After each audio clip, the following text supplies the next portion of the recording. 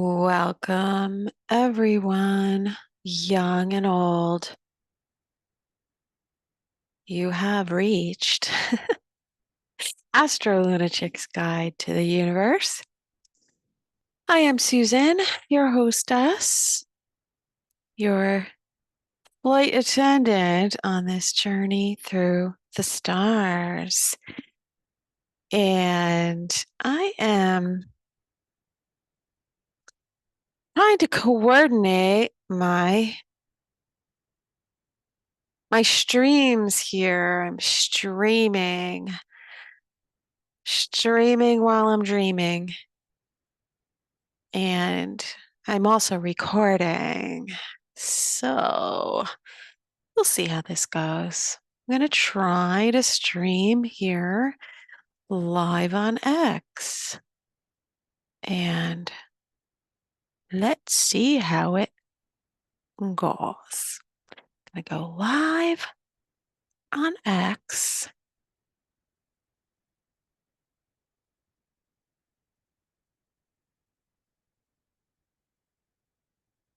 Going live on X with Astrolunachic's Guide to the Universe. Once again, I am Susan, your flight attendant, hostess, astrologer, and friend. You can consider me your friend. I am streaming live and recording, streaming live to Twitter X, and also gonna attempt to share my screen. We'll see how that goes. But let's do a little station identification before we get into that.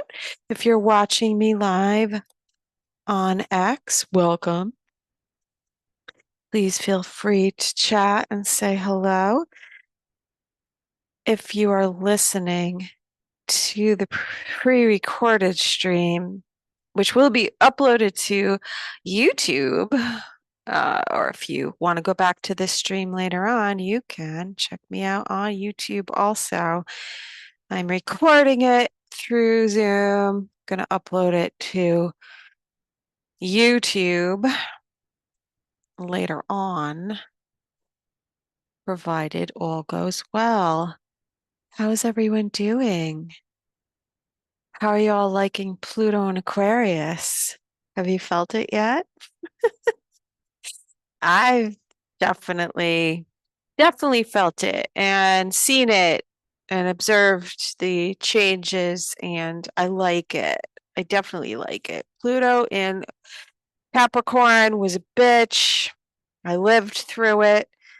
I stared down the barrel of that gun and said, fuck you.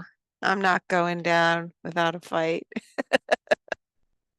Anyway, if you're an Aquarius and you're about to have a Pluto transit to your sun, God forbid, might not be a bad thing. It isn't a bad thing. It forces you to evolve, is what it did. It does. So, it's scary, feels like you're gonna die. Actually, I think I don't know. Maybe Capricorn, maybe Aquarius will deal better with Pluto being in their sign than Capricorn did. Because the dark side of Capricorn, I don't know. It just sucked. I thought it sucked. Well, anyway, you saw what happened through like 2019 into 2020, 2021, 2022, and you tell me if it didn't suck. But maybe I'm just biased because I'm a Capricorn. Anyway, I'm glad you're here. If you're on Twitter, then obviously you know where to find me. If you're not following me, blah, blah, blah, please do. I have a lot of fun on Twitter, but I feel like an orphan child. I feel like, I don't know. I feel like no one sees me. I feel invisible. but that's fine. That's probably that's my Aquarius moon. It's weird. I'm weird. But anyway, the weirdos find me. That's what it is. And so if you're not subscribed or sorry, following, I guess, on the Twitter, please feel free to do so and get the notifications when I go live, which trying to mix it up a little bit. I've got the YouTube channel, go over there. You can subscribe, you can watch the weeklies. I always have the weeklies up on YouTube. I started to put them up on Spotify too. I'm going to be more organized now that things are sort of settling down for me. I don't know. It just feels like crazy, crazy, crazy. But anyway, that's where I am. That's where you can find me. I have a Rumble channel, and it's sort of like a backup to the YouTube.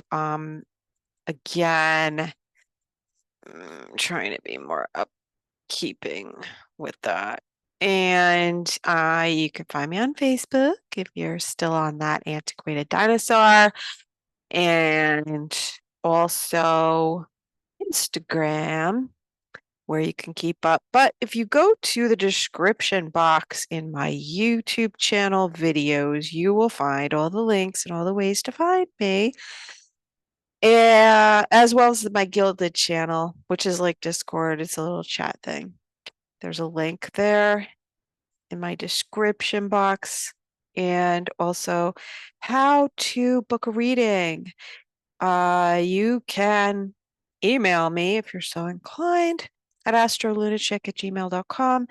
Also, I have the Astro Lunatic hotline, which you might want to put on speed dial because this is the year I will be doing live readings and call-in shows.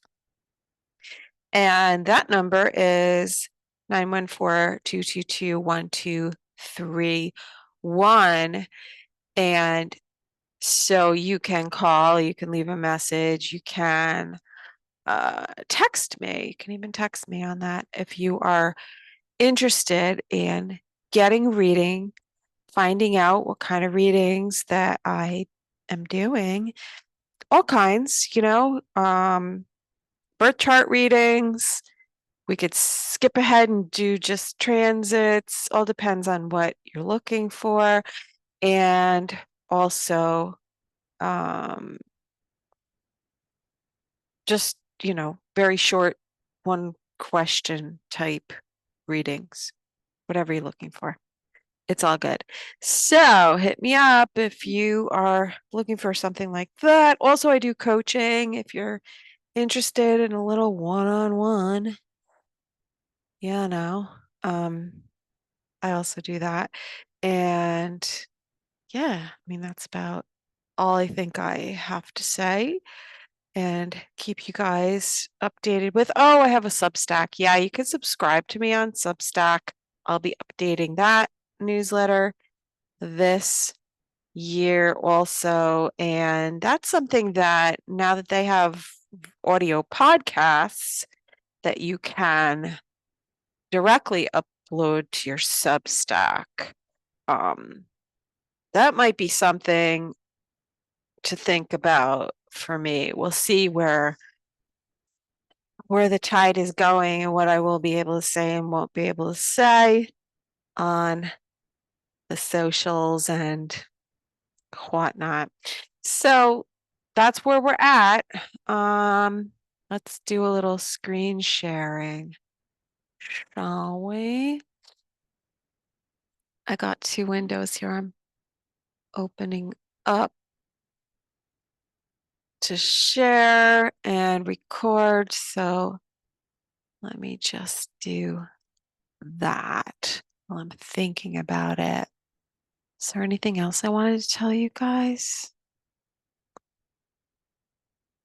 I think I pretty much covered it as far as announcements go, anyway. I don't know. I know we have Venus, Mars, and Mercury still in Capricorn, but with the sun in Aquarius and Pluto now in Aquarius, and Uranus, the ruler of Aquarius, just went direct. We are definitely feeling that vibe. So with Pluto having been at the end of Capricorn for so long now, because it retrograded back and forth, and it will retrograde back into Capricorn in the fall. So we are going to go through a little bit more of that Capricornian sort of reminder of what the structures are that are being demolished. The rest of the old world, let's say, the demolition. Because Pluto will go back into Capricorn and get rid of more of just whatever's left of the old world order before it completely goes into Aquarius and stays there. But I feel like Pluto and Aquarius, I don't know if I want to say it's better, but maybe it would be more tolerable. Pluto, which just, it could bring you to the depths of hell and dark night of the soul, all dredging up all of your fears and obsessions, and it deals with corruption, criminals, death. It's really it's a heavy duty planet.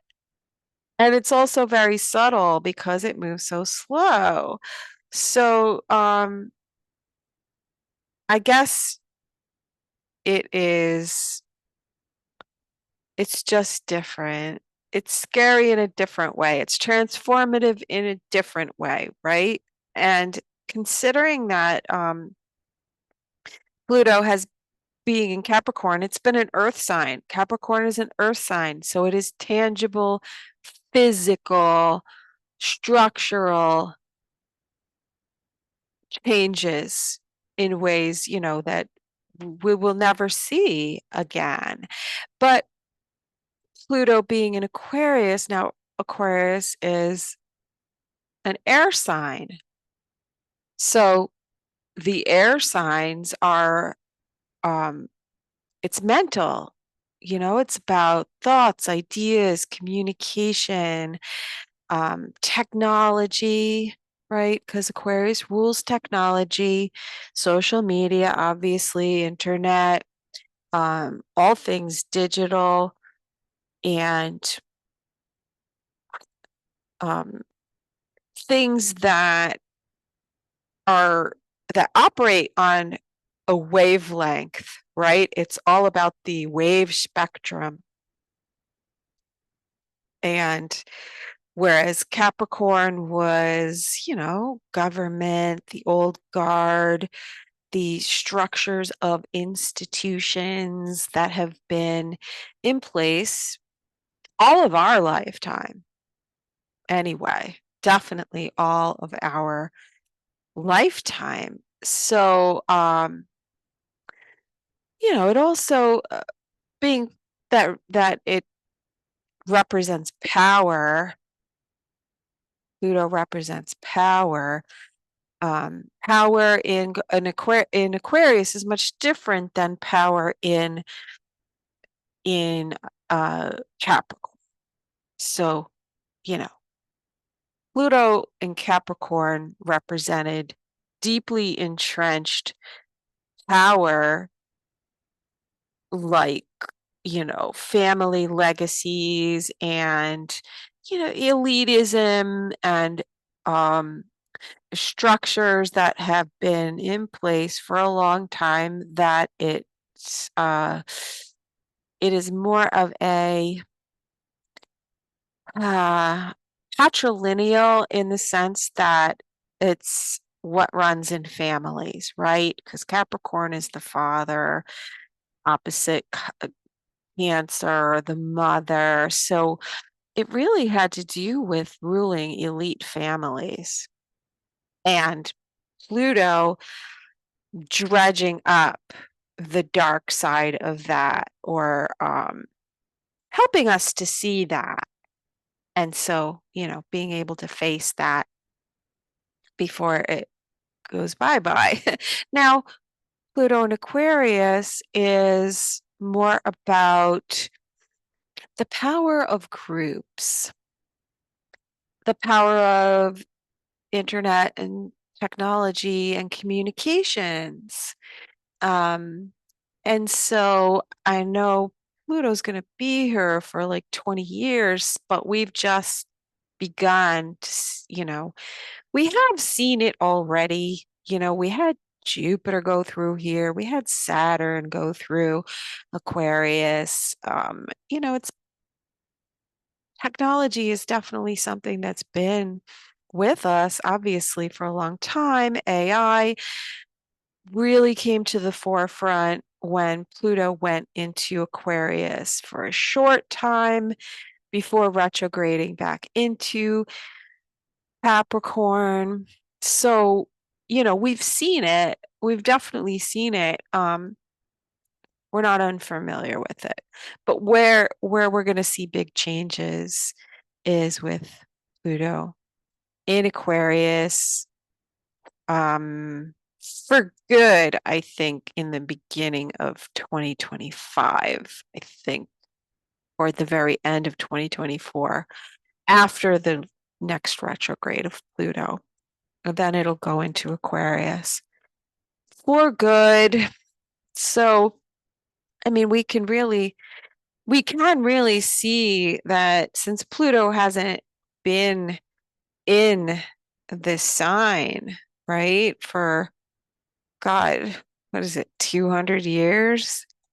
Back to 1776 and 1777, you have to realize that even though there was a Declaration of Independence, we still fought a war after that. So, are we not fighting another war of independence in some way, right? Only on a different battleground. And so, I mean, that had to do with groups of people and um, transforming consciousness. And that's what we're looking at now.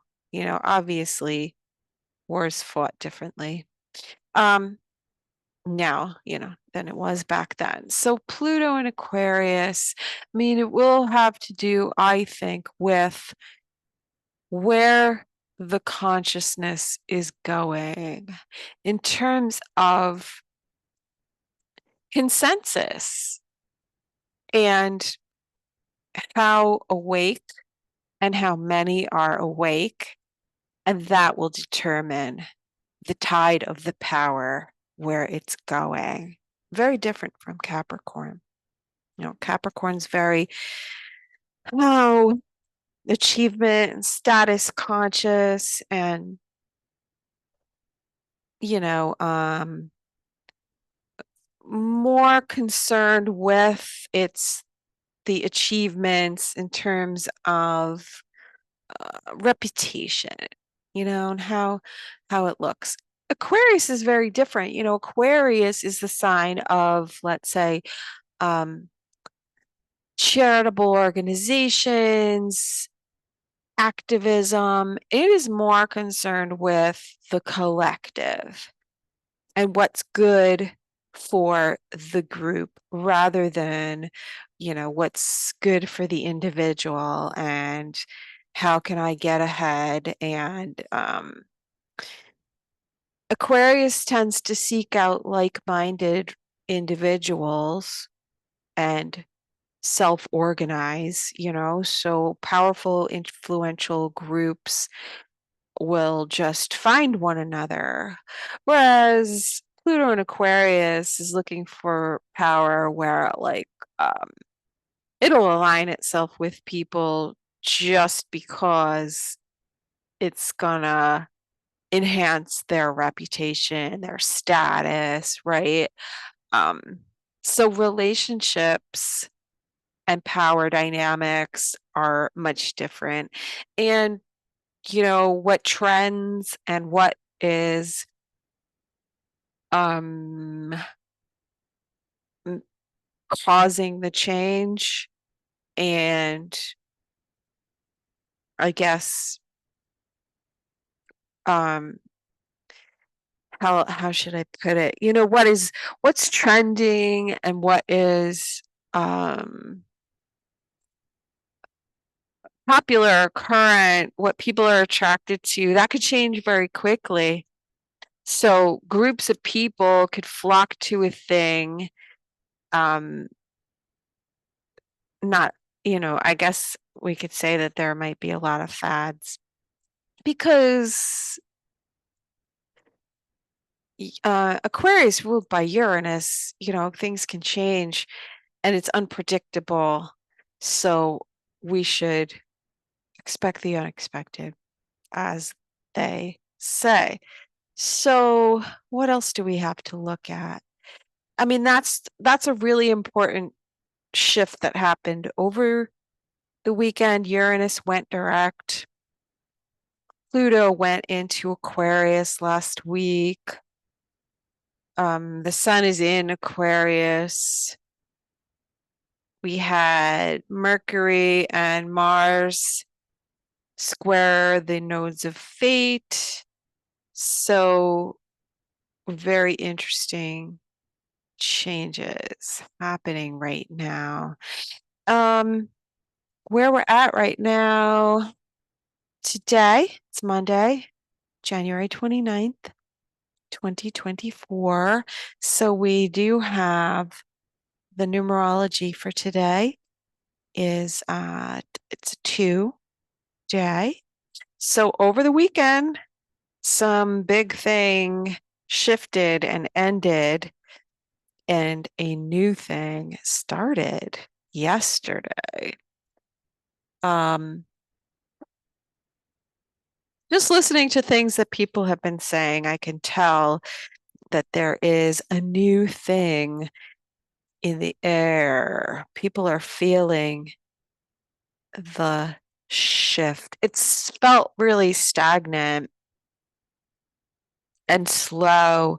Probably, with Pluto at the end of Capricorn, like the very last degrees, always feel like, could we be done with this already? It's just nice to have new energy, and Uranus going direct.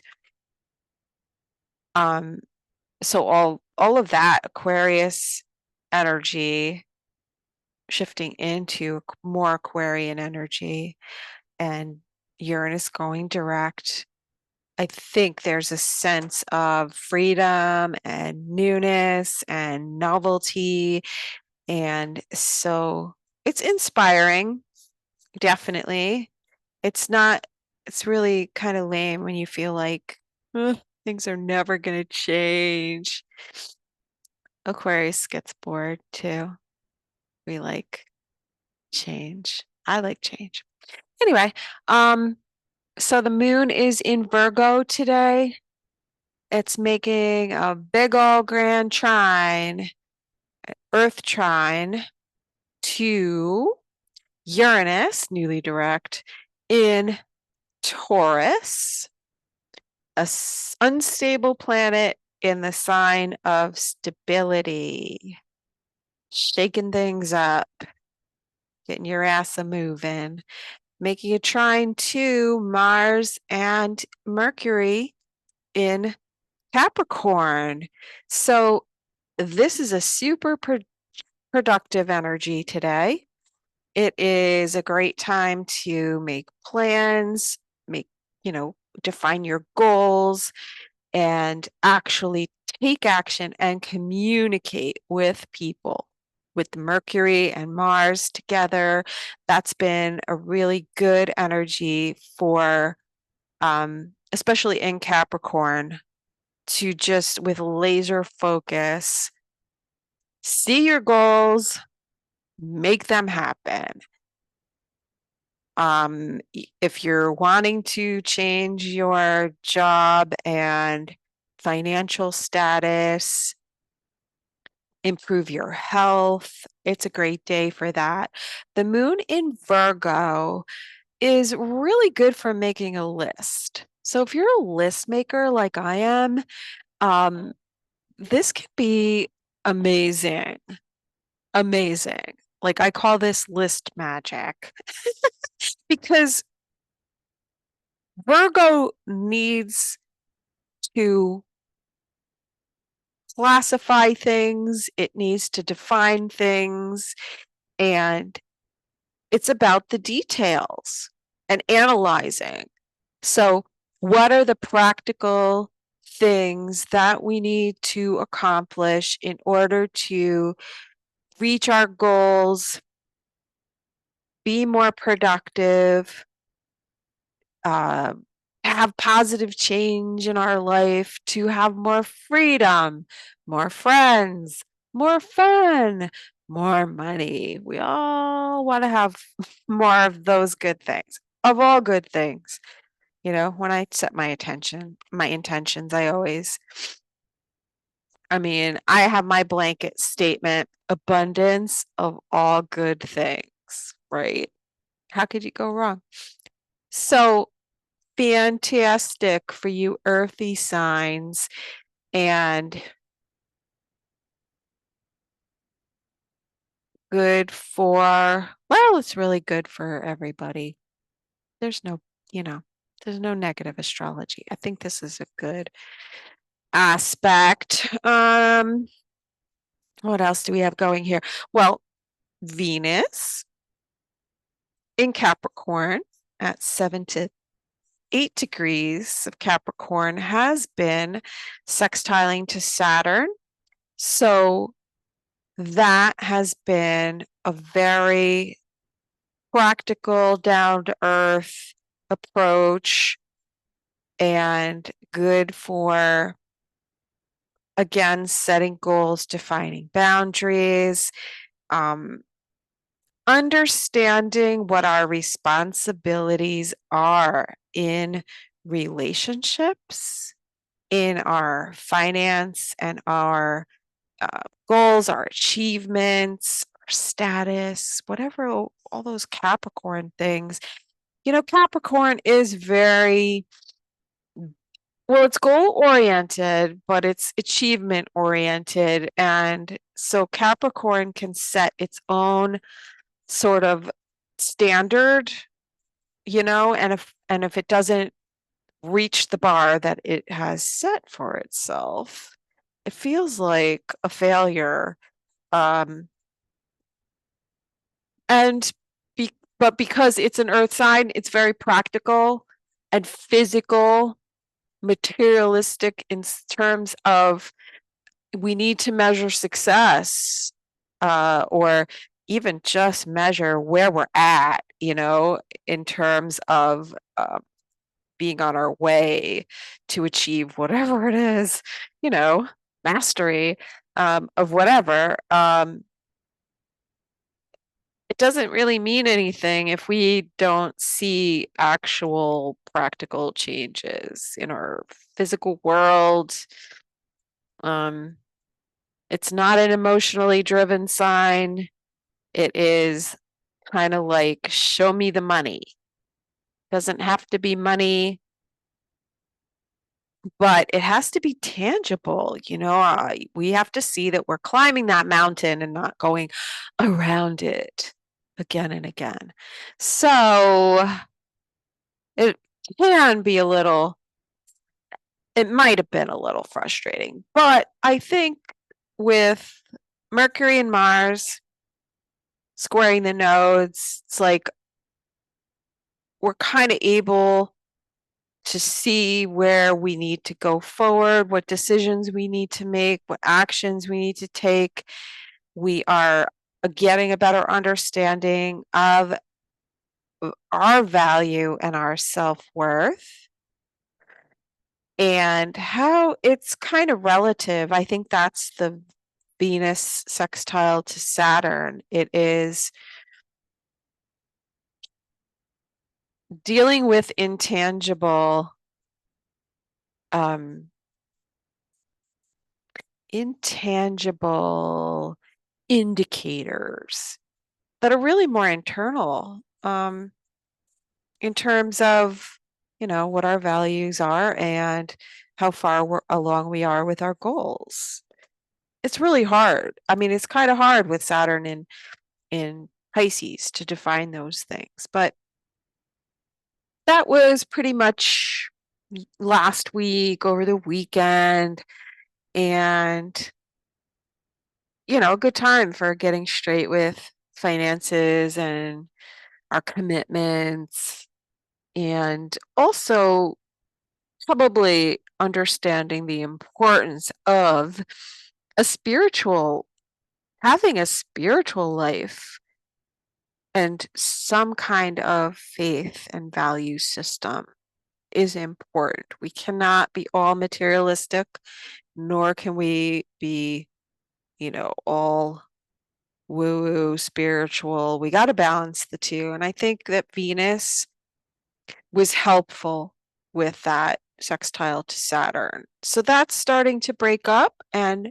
now Venus is making a trine to Jupiter, which Jupiter had been retrograde for months and went direct on December 31st. So in terms of our faith and optimism, being able to see the bigger picture, being able to grow our worth, our value, right? Or even have faith in our own value, right? Or to be able to grow our resources, right? Because it's in Taurus, has been difficult, but now it's starting to stabilize. Now we kind of know what the limits are with Jupiter sextile to Saturn. We're the ones who are setting the limits. It's about our values. But we had to redefine those values. We had to see our worth and understand what really has value. What do we put our faith in?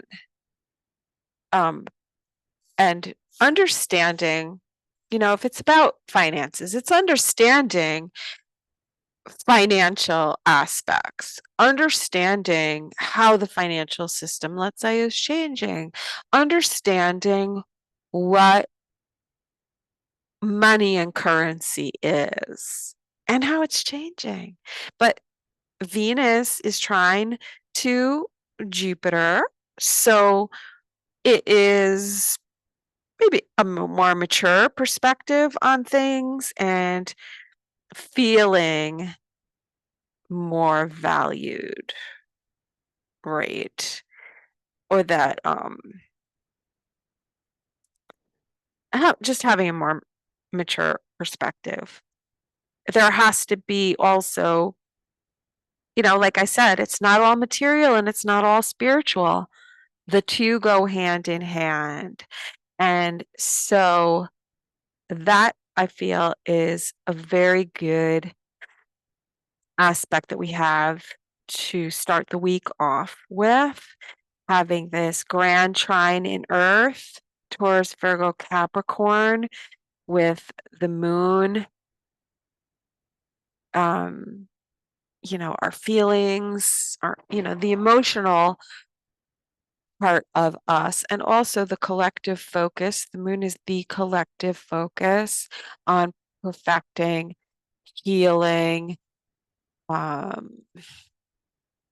analyzing, categorizing, being of service, all of those Virgo type things, focusing on our health, and Mercury, Mars, the communications, the actions, the drive, the focus, the ability to now kind of see the future opening up now that Uranus is direct.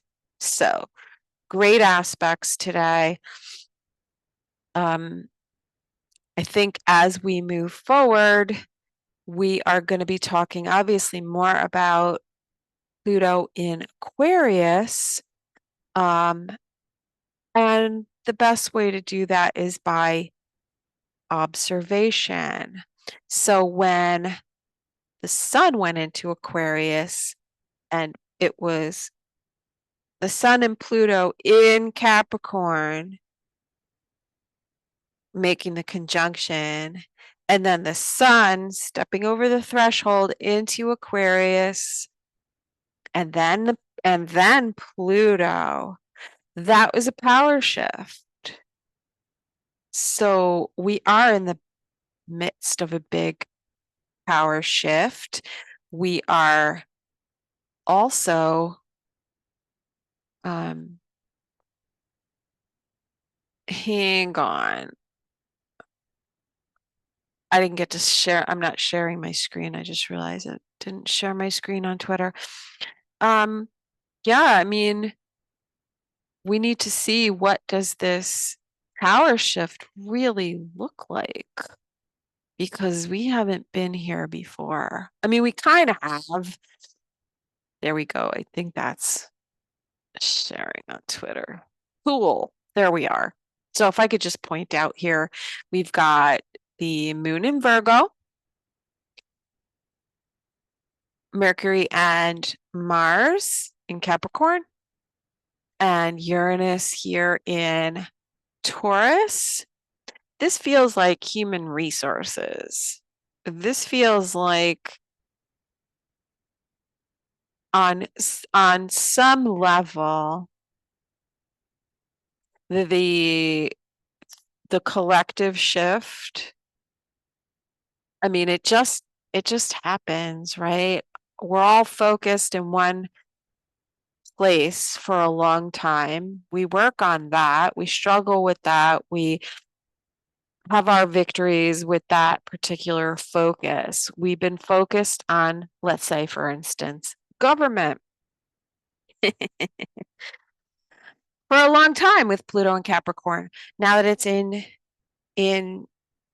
Aquarius, the power is shifting more to the collective. We're starting to understand that.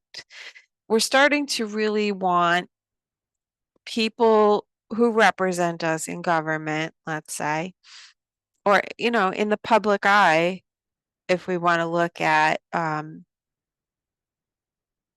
celebrity, right? And celebrity culture, who we put up as our heroes, who we put a lot of attention and energy towards and lift them up, right? Isn't it the collective that kind of keeps them there?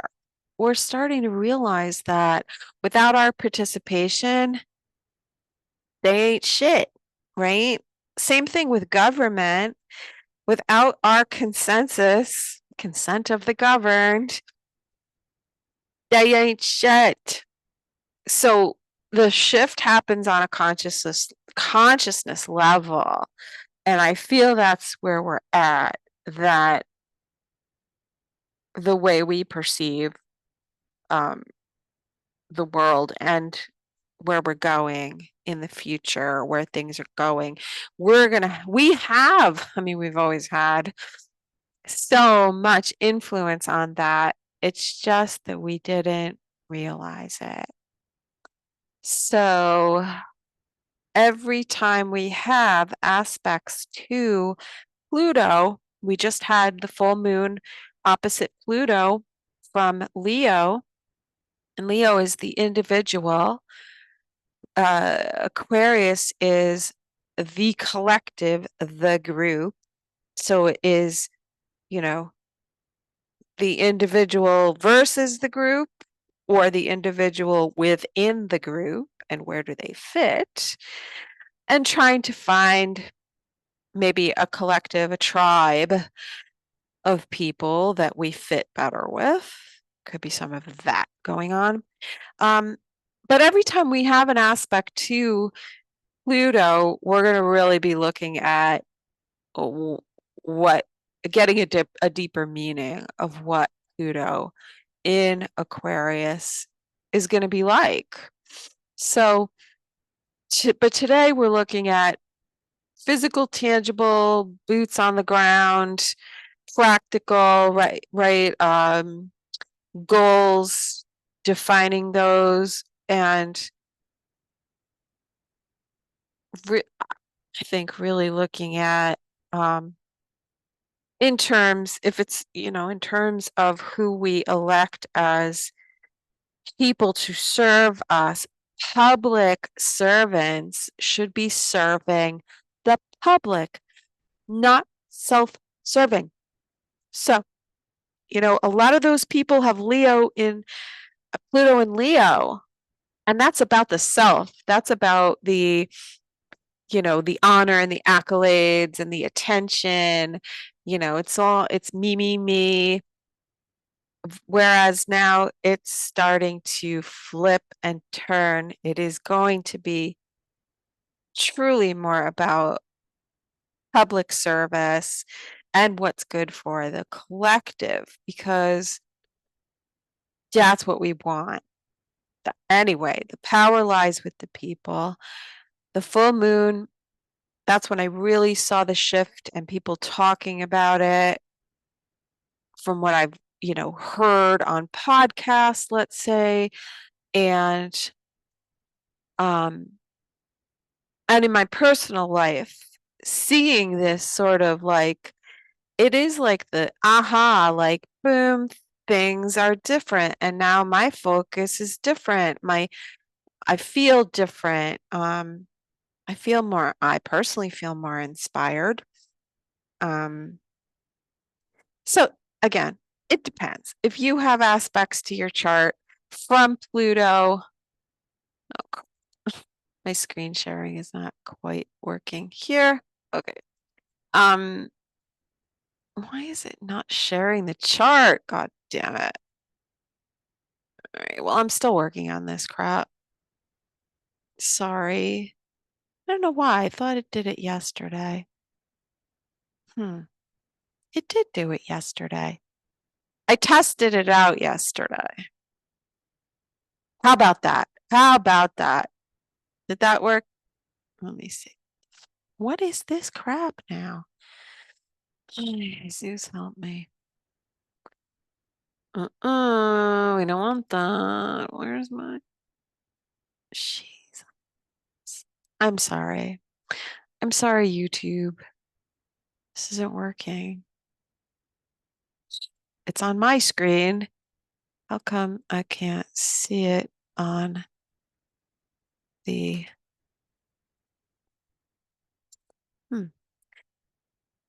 I'm sorry, I'm futzing.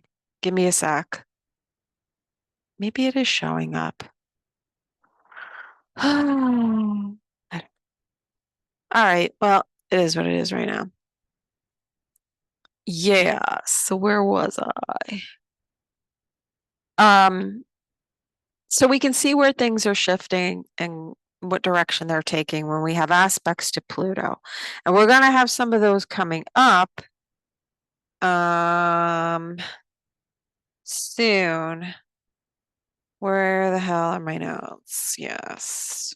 Because we're going to have Mercury and then Mars move into Aquarius. Yes, it's this week.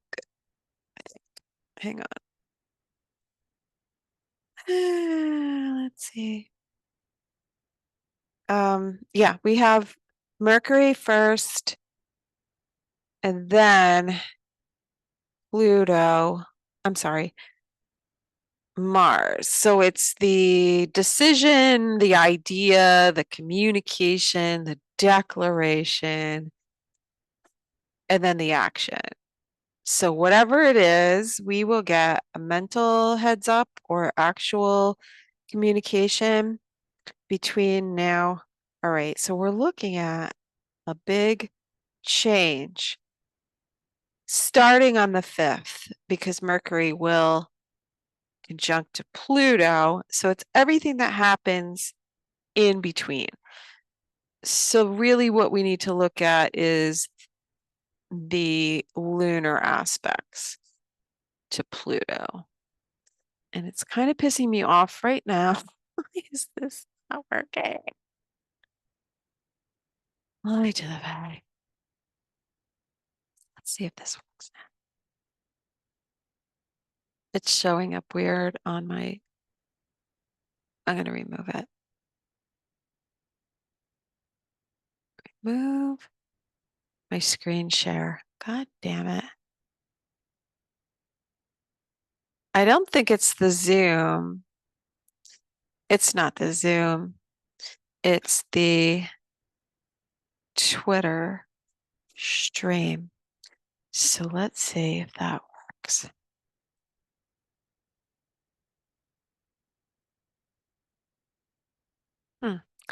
Now it's blank.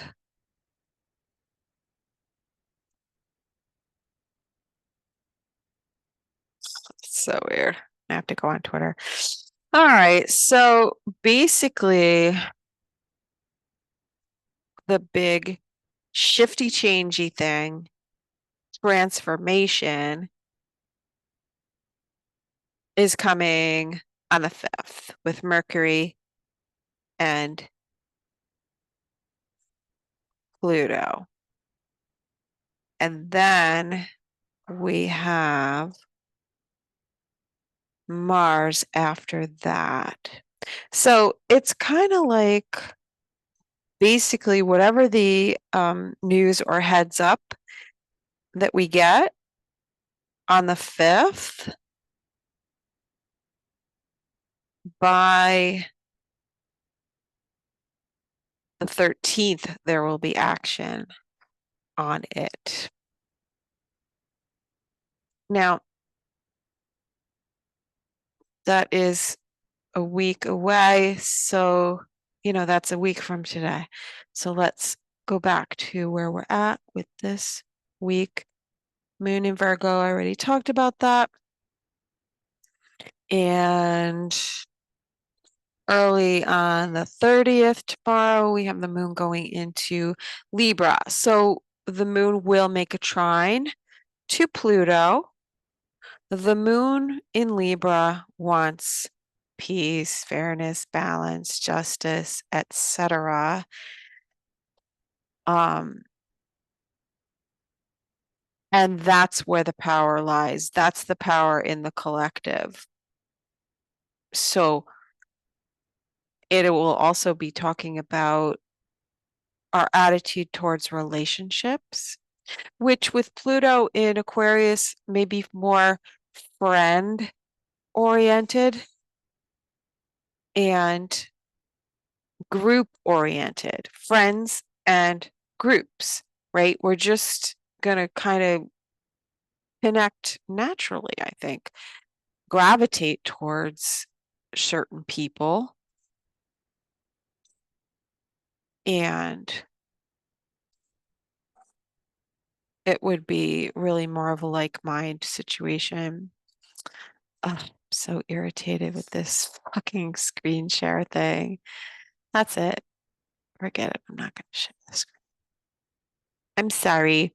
So if you want to see the actual chart, then after this or whenever, go to YouTube. Go to my channel on YouTube, Astro Lunatic, because the recording, I have the screen share. Anyway, it's probably easier to see. So let's see, what do we have? Tomorrow, moon in Libra. It is, it's Libra is seeking balance, right? But what is off balance might be coming from the moon in conjunct to Saturn. So there is some sort of restriction that's making us uncomfortable, or a fear, a delay, something that we need to address. So that's the moon in conjunct Saturn tomorrow. And then the moon will also in conjunct Jupiter And so it may be that we have to adjust our something with our finances or with our, belief systems or whatever's going on with the financial system, our finances.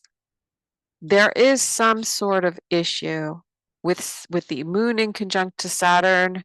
We pick up on it because something's out of balance, and something is restricted or in short supply or um, delayed. And then the moon will in conjunct Jupiter. It seems like that might be a legal issue or a growing concern, possibly, because then the moon will make a square to Venus in Capricorn. So this could be involving, it could be political, financial in nature. It could be involving a woman because it is Venus. So we're talking about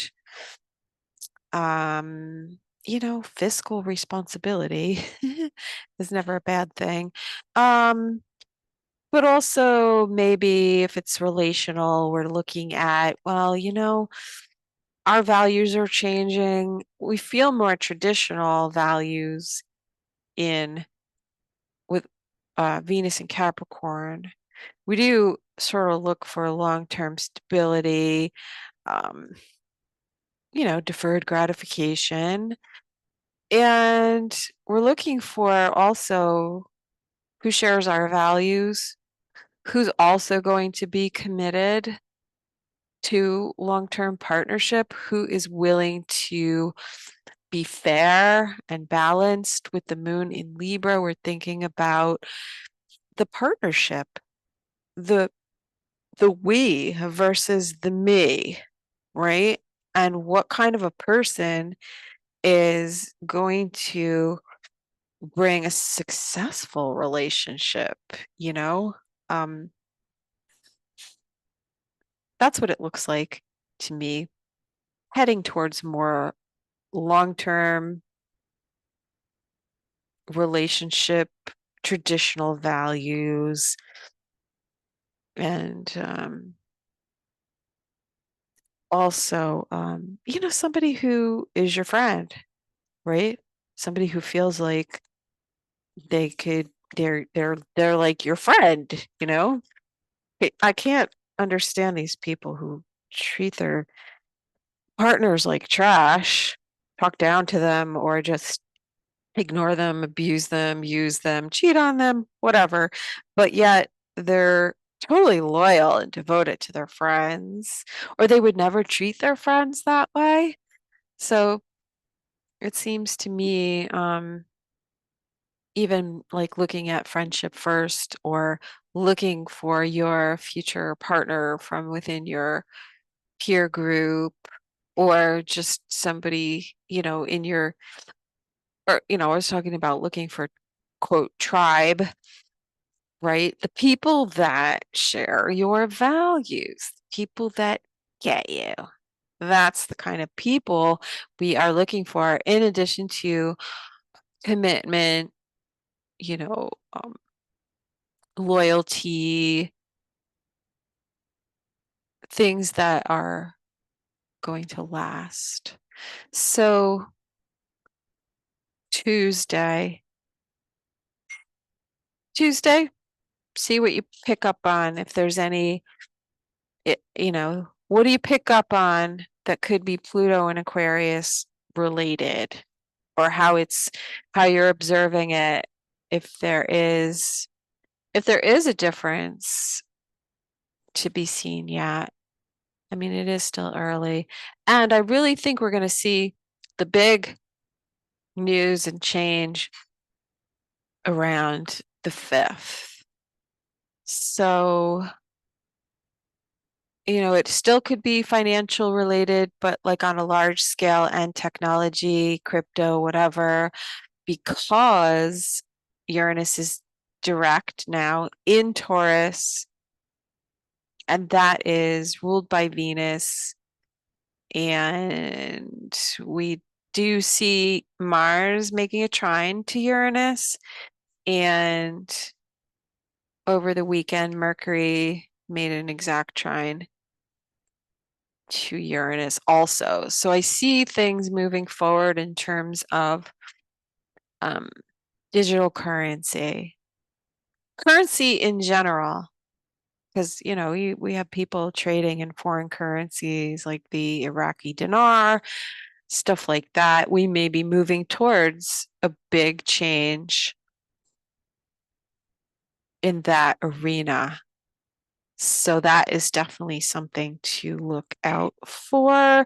With Venus sextile to Saturn, that and trine to Jupiter, that to me feels like a sort of a solid valuation, whether it's digital currency or if I was looking at the Iraqi dinar. I mean, I don't have the chart. I don't know. I haven't even looked at any of that, but if I took a snapshot, I would say this looks positive for that. Pluto and Aquarius, that brings newness, novelty. Uranus going direct. We're moving forward, not backward. So, I mean, this could be the start of something with that. Anyway, not financial advice at all. So moving towards the middle of the week, the 31st, Wednesday. That is a 4-day, indicating stabilization. Now, the moon is conjunct the south node at 17 degrees of Libra. And so the south node indicates release or being emotionally charged towards the past, perhaps, or letting go of something or a loss. And it is Libra, so it's we're talking about something either with relationships.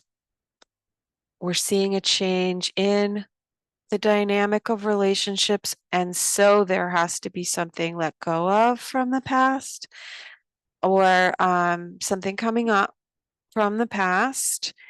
And Venus is going in a week, like next week. Venus is going to square the nodes also. So that will be a turning point for relationships in and of itself, and money and finance and government and all that stuff. So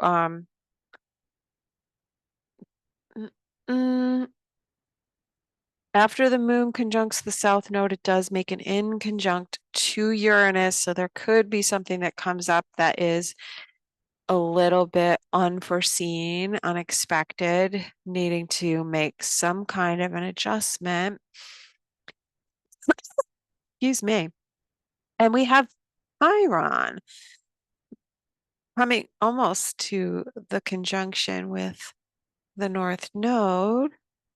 That will be more exact going into February,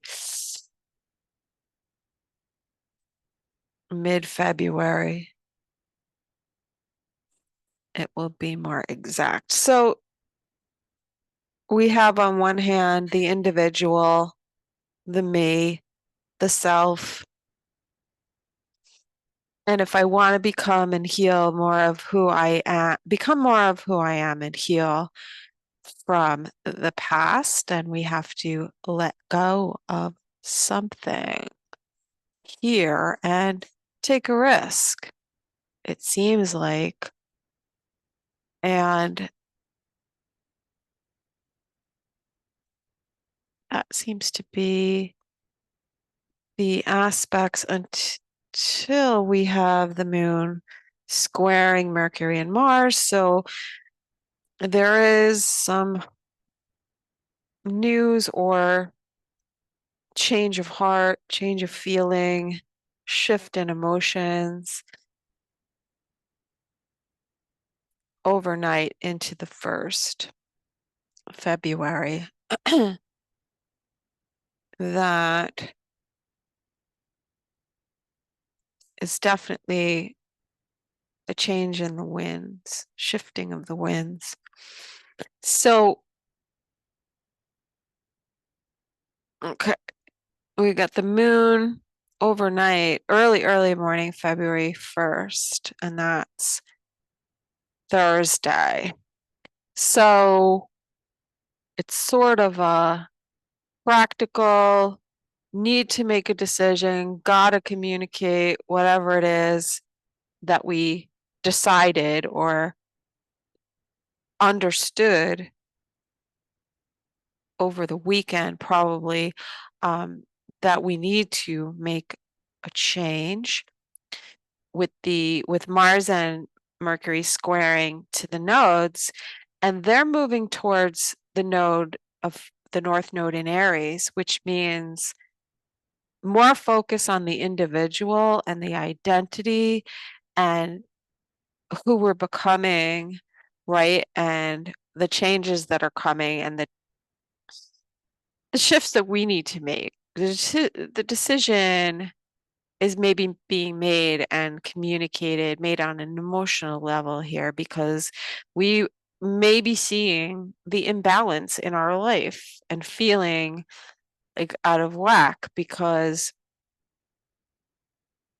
we need to maybe change the way we're thinking, change what we're doing. It really starts with Mercury here, with the moon square to Mercury. It's like, squares push us to act. So we shift on an emotional level and then we understand it and maybe communicate it.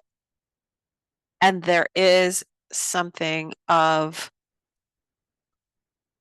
being able to be creative about it, right? With Mercury sextile to Neptune, Neptune in Pisces. So Mercury's coming into sextile with Pisces, and Pisces is intuitive. It's picking up on, what's underneath the surface. So whatever's going on, I feel like we see the change in a dynamic and pick up on it psychically, or this is also probably really good for being creative visualizations, and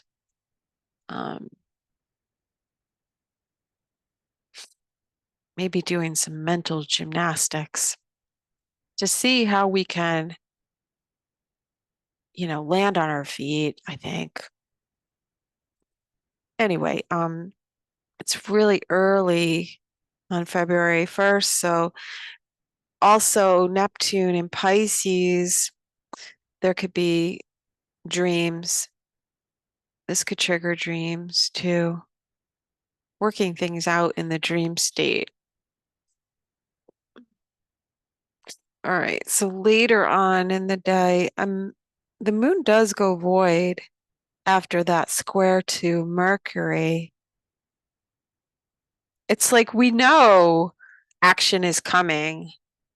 So either we act or we will be acted upon, right? Because where Mercury is right now, about 25 Capricorn, Mars will be there. Everything that Mercury is doing, Mars is going to do. So it starts with the understanding, the decision, the idea, and then the action comes. So I feel like kind of getting a heads up on it anyway.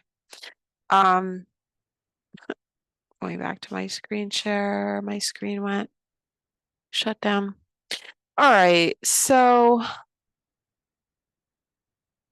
yeah, like I said, the moon is void for about 8 hours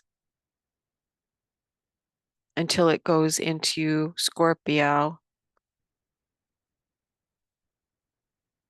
late in the afternoon, mid-afternoon, or around noonish. If you're on the West Coast, East Coast will probably be about 3:30 or so.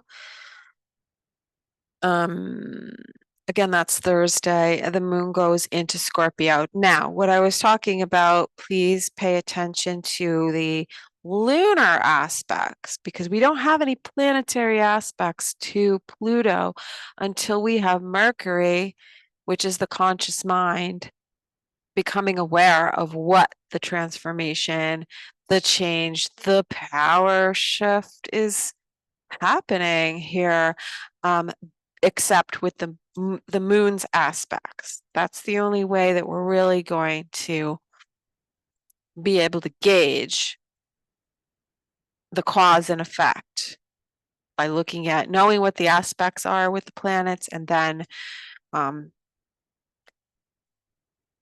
observing what's happening. So pay attention, let's say on the afternoon, Thursday afternoon, when the moon enters Scorpio, makes a square to Uranus. All right. So Pluto, the moon is in the sign that Pluto rules, Scorpio. So the scorpionic themes that will be playing out while now that Pluto is in Aquarius,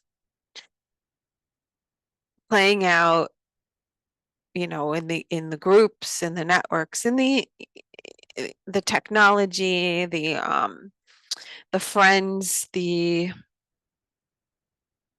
um whatever activists or rebellion, right? Rebellious groups. We're gonna see something. Um, Pluto also and Scorpio rule revenge. So revenge in the form of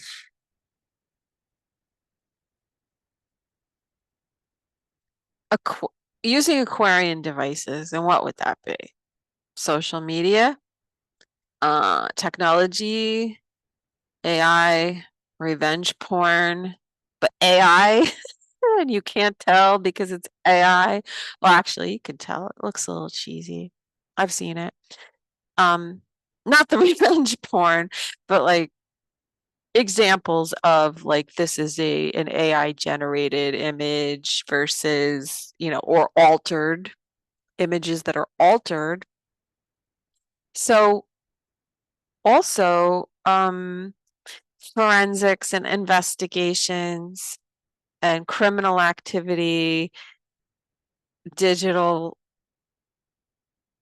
or otherwise, we could see something come up with that. Pluto and Scorpio rule death. So, God forbid. But I think Pluto and Aquarius, people are going to die in unusual ways, you know, weird, just weird ways. And it can involve electronics, electricity, you know, struck by lightning, maybe. Um, Weird stuff, just weird and unusual things, but also, maybe more, we might see something about digital surveillance for surveillance.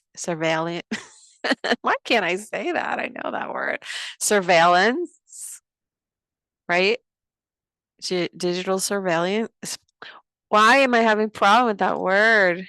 Surveillance. Why does it not sound right? Digital surveillance, spying, hacking, crazy shit, criminal activity. But the investigations, because Pluto and Scorpio is investigations, but it is also criminal activity.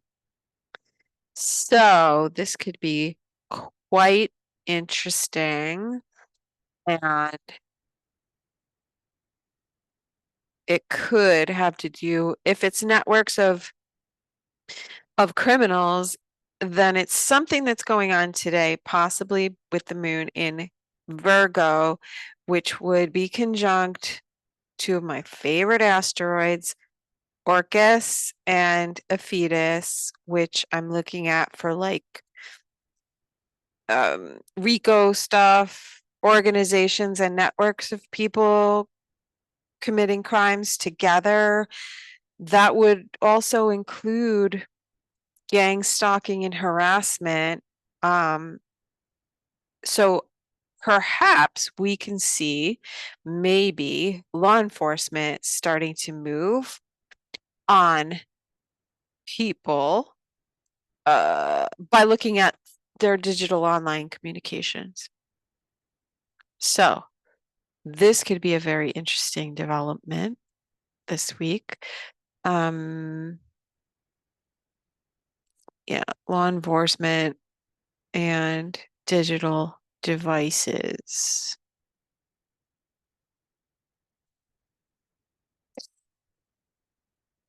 All right, sorry, I didn't mean to pause like that. I was just thinking about other asteroids that I really don't want to get too involved with.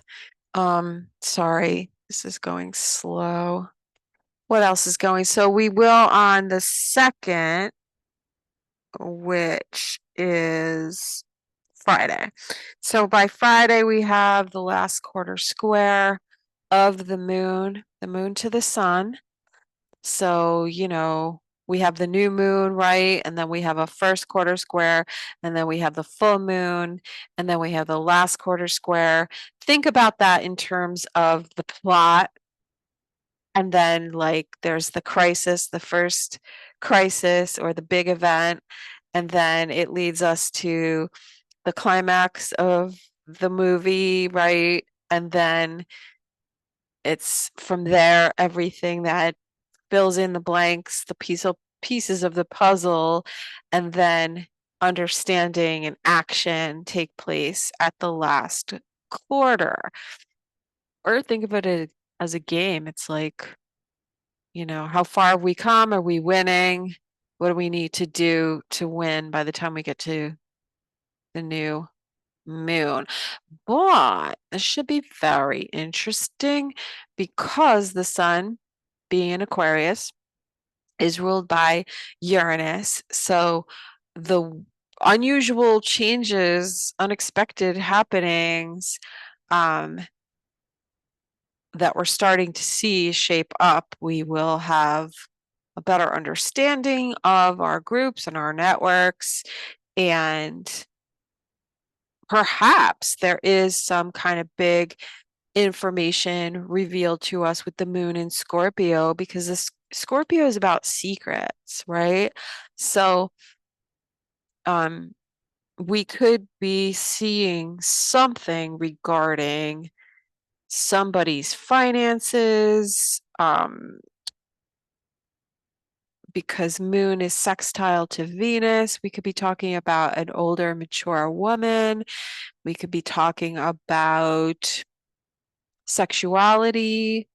We could be also, now here's something that I have been seeing where it seems to me the direction certain investigations are going towards is like they're starting to look at the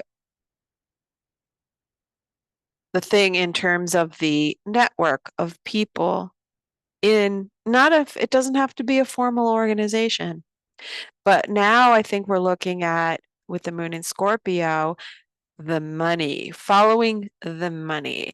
So the moon in Virgo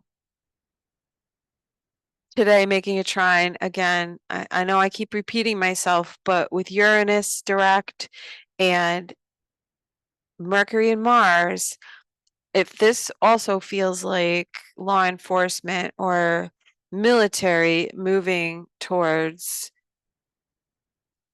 taking action, sudden action, a change in direction of the actions that people are taking in that regard, by looking at the associations, other guilty parties, who knows who's married to who, because we do have Juno in Virgo with that the Aphetus asteroid that I told you many, many times is the people associated and guilt by association and networks and RICO and their spouses. Now, Juno just went retrograde. So I think what we're looking at here is people being investigated and their spouses being charged, because I did see that last week. Forget who it was. It wasn't a name that I recognized, something political, senator, or congressman, or somebody. And they were looking at indicting the wife. So it's like, you either work with us, cooperate with law enforcement, or we will charge you also. So spouses. Also, there's something that I saw coming up about people hiding their money, putting it in the name of the child or the girlfriend or the spouse, or maybe with the ex-spouse, or also in divorce proceedings, people hiding money, also going after the money that they spent on mistresses. I see that coming up in divorce proceedings based on the astrology. The partner who has been loyal and honest, versus the shady partner, those things being exposed, being, taking action on, because now we have the receipts with the moon in Virgo. But moving towards the end of the week, this week, it'll be really deep investigations of, or taking a deep look at shared finances or the debts and taxes, right? People are getting their tax documents. So getting on top of things is definitely a good thing, a productive thing, but also it's a necessary focus. So that's Friday. So let's see, that's the middle of the afternoon. So just pay attention to what's happening on Thursday and Friday in terms of the psychic undercurrent that you feel, because you will feel Pluto with the moon in Scorpio. When it enters Scorpio, you will feel Pluto. I challenge you. at 3:30 in the afternoon on February 1st, that's Thursday, to sit in awareness of your own mental state, emotional state, and your body as the moon goes. Like if you were meditating, or even just observe what you're doing, like what's going on in your head. Observe the shift when the moon goes into Scorpio and squares to Pluto. What will come up? Will it be, it can stir up fear, paranoia, Pluto and Scorpio, both Scorpio moon, but just because you're paranoid doesn't mean they're not after you. So pay attention. Pay attention to what goes on, because, this is an observational science. I could sit here and read you the definitions of what certain things, planets and signs, planets and aspects, but I like to observe what's going on in the natural world, in my own habitat. So, I rely on, there's an understanding of astrology. But I think that astrology is evolving, and our understanding and our consciousness is evolving. So our understanding of astrology is evolving. Aquarius is the sign that rules astrology, right?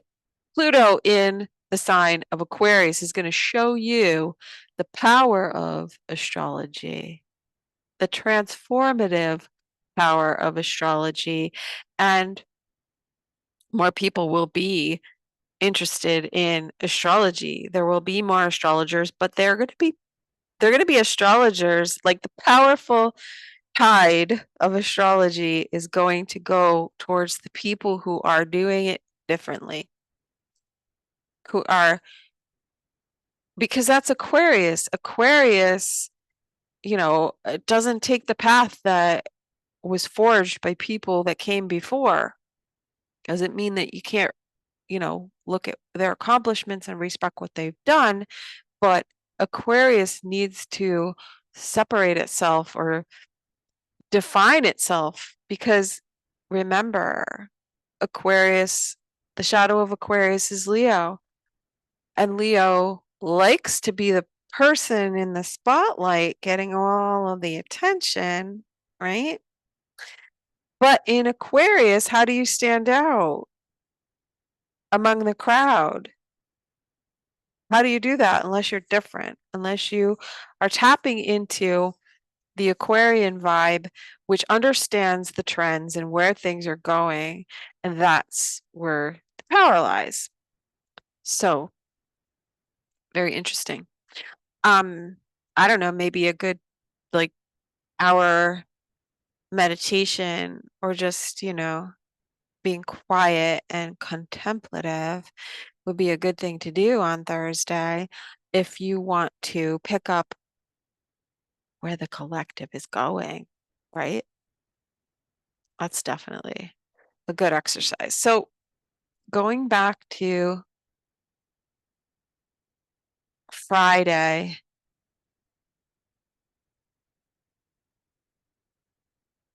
the last quarter square, we may feel like we need to take action on certain things, hidden secrets being revealed to us. The moon does oppose Jupiter, so that's our beliefs. And with the moon in Scorpio, it's other people's beliefs and values. And maybe looking to see if our relationships are reflecting our true worth, or do we even know what our true worth is? So later on overnight, I'm gonna say, let's see, the moon does oppose Uranus, and that is, picking up on what this change is, what the new thing is, where the collective is going, how our physical reality is changing, because now that we have all this Aquarius energy and Uranus is direct, and we're going to see Mercury and Mars go in there, get ready for weird world. So Saturday morning around 5:30 a.m. is when the moon opposes Uranus, and there's a rebelliousness, but with the moon in Scorpio, it's still kind of under wraps. This looks like secret ops to me. The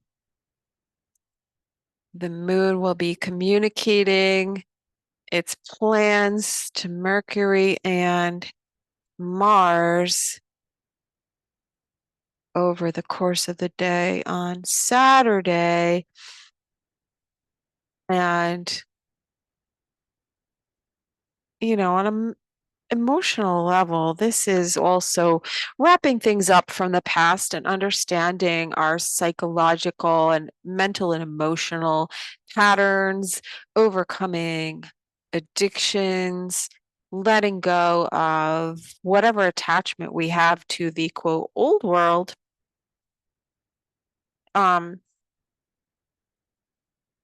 And a lot getting exposed regarding secrets, deception, and lies. The moon is making a trine to Neptune, but those are also secret plans. Like I see this as, maybe you have plans for a change, but you're kind of keeping it close to your chest. Maybe you are strategizing. The moon will be conjunct Pallas Athena. That's patterns and strategies, also warfare. She's a feminine warrior. Sextiling to Mercury is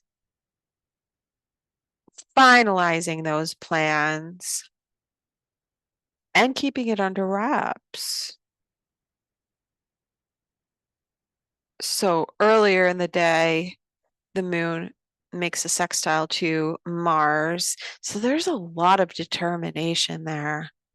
There's a big push to take it to the next level, but we need to understand the collective. We need to understand the group. It's not all about what we've done before and, it's just not going to work. If you're doing things the same old way, it is not going to work. So it takes understanding on our part, intuitive, mature, strategic, and knowing the enemy. Knowing the enemy, I don't want to say enemy, but like the obstacle. But, the enemy comes from within.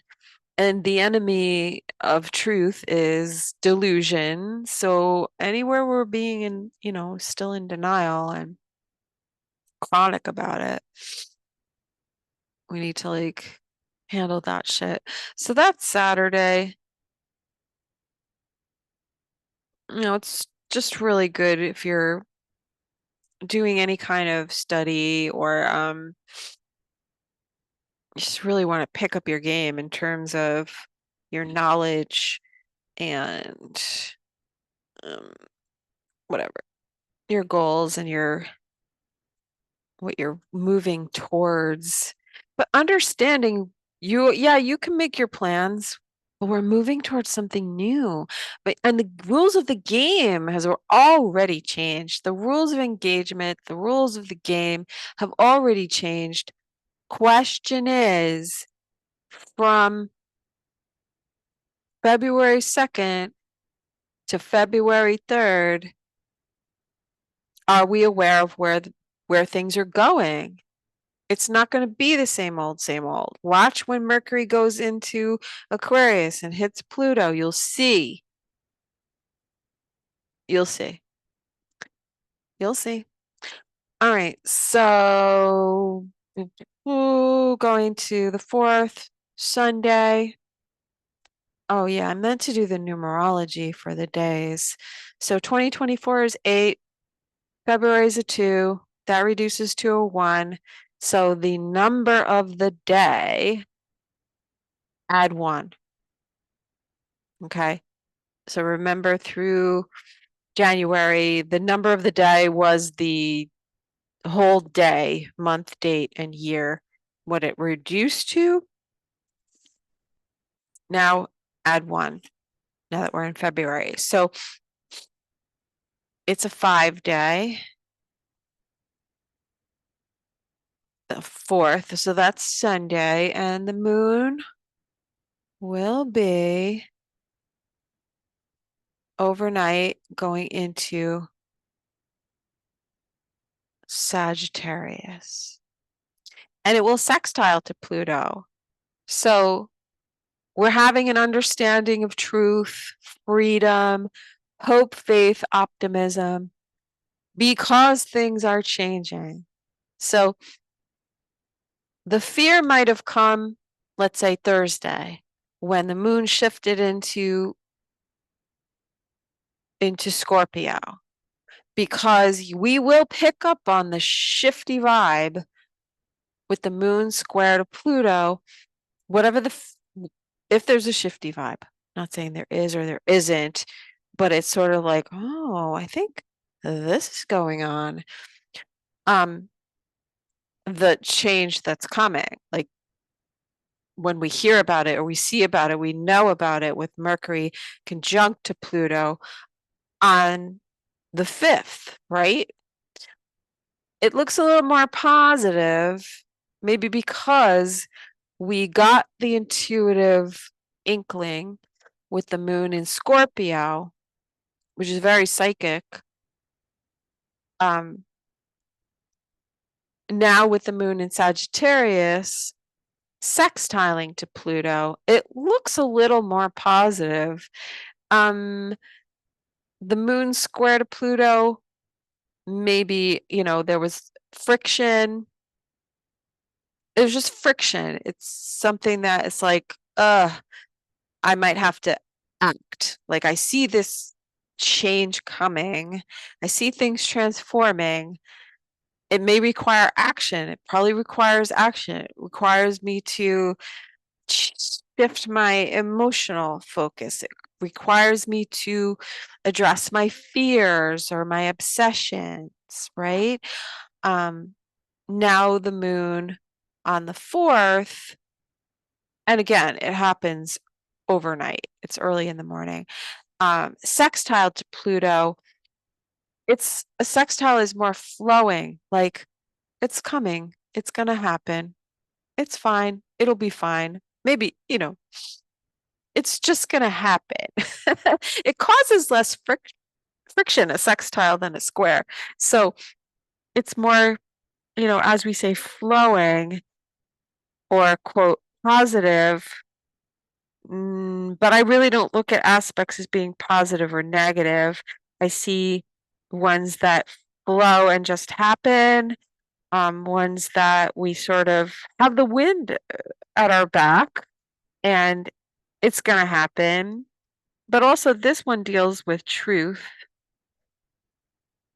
and our ideologies and beliefs and how they are changing, or the power of groups of people and their beliefs, right? It can also be religion, something having to do with religion and the fear of death, really. I mean, maybe we are really transmuting what's going on in terms of what happens, after we die. Maybe more of a focus towards the um checking out the other side before we get there. That is a topic that I've seen a couple of times come up in my personal conversations, a show that I'm watching, and someone who blogs. So this is a reality shift that's happening. And the understanding of what happens after we die, what's on the other side, what is reincarnation? Is it circular? Do we keep maybe repeating, like, are we really reincarnating into a completely different life? Or is there also something about, I don't know, jumping timelines? I don't really like to use that terminology, but some sort of a Groundhog Day effect. And guess what? Isn't the 2nd or the 3rd, isn't that Groundhog Day? Interesting. Huh.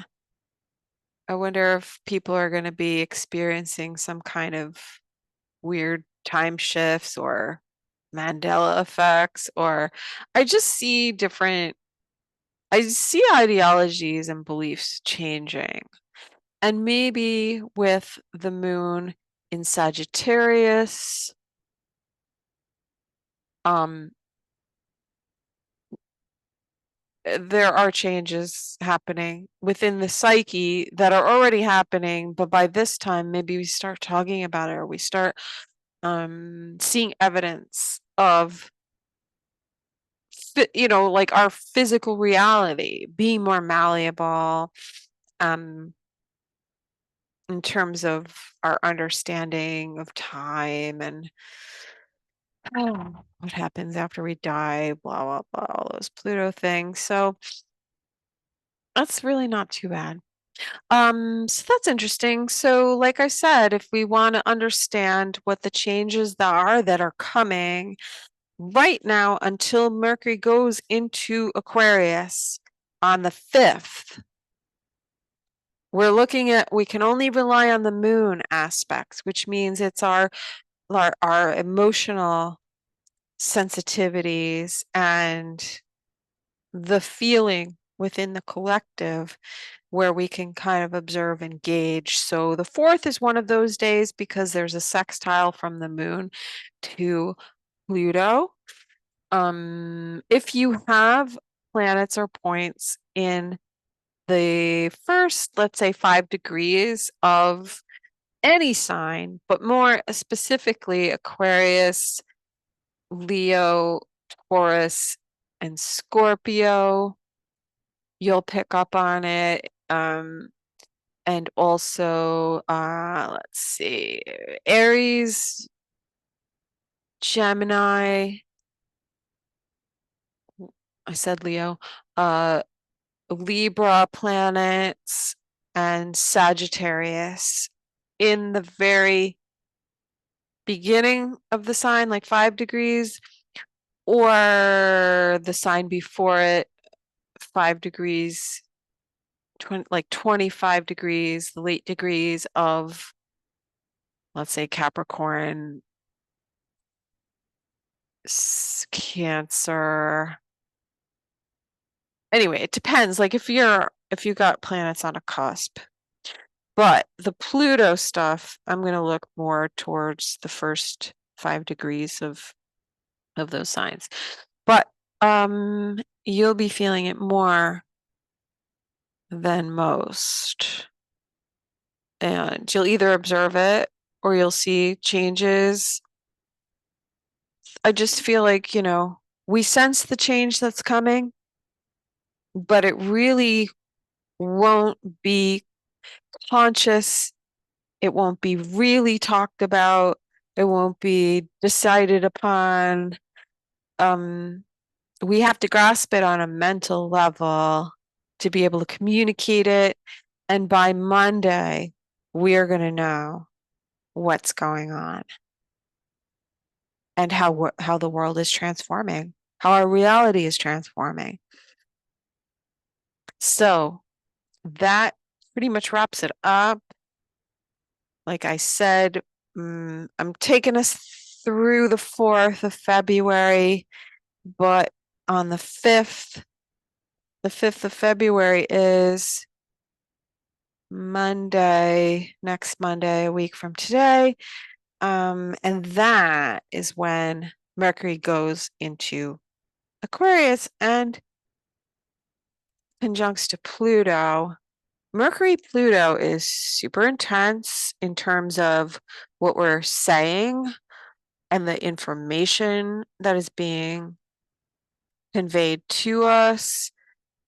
Powerful speech, power in our words, and probably be taking place on the internet.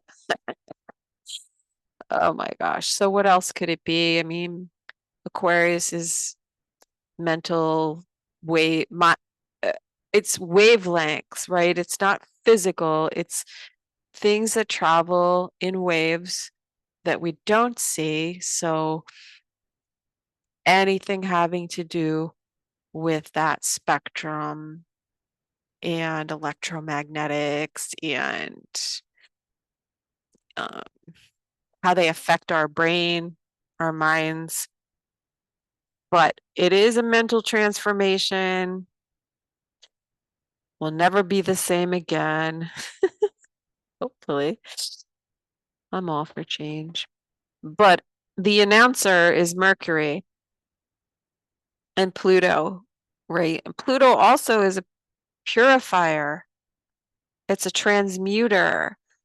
So the mind becoming like a transponder, a transmitter. I feel like people are becoming more telepathic and being able to manipulate things just through thought, you know? So like telemetry, right? Isn't that's where you like hold something in your hand and you get information? Um, yeah, but I think there's definitely a big revolution in the way we think because we're starting to think more collectively. We're starting to think more about the group, what's good for the group, which I mean there is a dark side to that, but I also think that we're starting to understand that where our consciousness goes, that that's sort of a vote, you know, for what we want or what we don't want. I've always talked about voting on an intentional level, not voting, in terms of not political, but like checking in and clocking in, saying, nope, don't want that. Thank you. No, thank you. And then wait for the rest of them to catch up. And things happen very, Aquarius and Uranus is in an instant. Even Pluto, boom, it's done. It's new, it's different. We're there. Now, what we make of it, that's another story. So I'll wrap it up here. And I hope you all enjoyed that. I don't even know if I'm still streaming on Twitter. Let's see what's going on over there. Again, if you're listening on Twitter, I have a YouTube channel. If you're on YouTube, I have Twitter. Come and hang out with me in my little corner of the internet. Oh, let's see. Is it still up? Thank you for everyone who retweets and likes the posts. Subscribe to the channel, por favor. I appreciate you guys. And I'm just checking Twitter to see, looks like I'm still live. Would you look at that? Maybe I'll get my screen sharing. You know what? Last week I did a whole show on the Twitter and the screen share was working, but guess what? My mic was not. And yeah, so, just trying to get my shit together. So again, if you wish to book a reading, book a session, book a coaching session with me, whatever you would like, you can find me on, well, you can email me, astrolunatic@gmail.com, or you can send me a private message.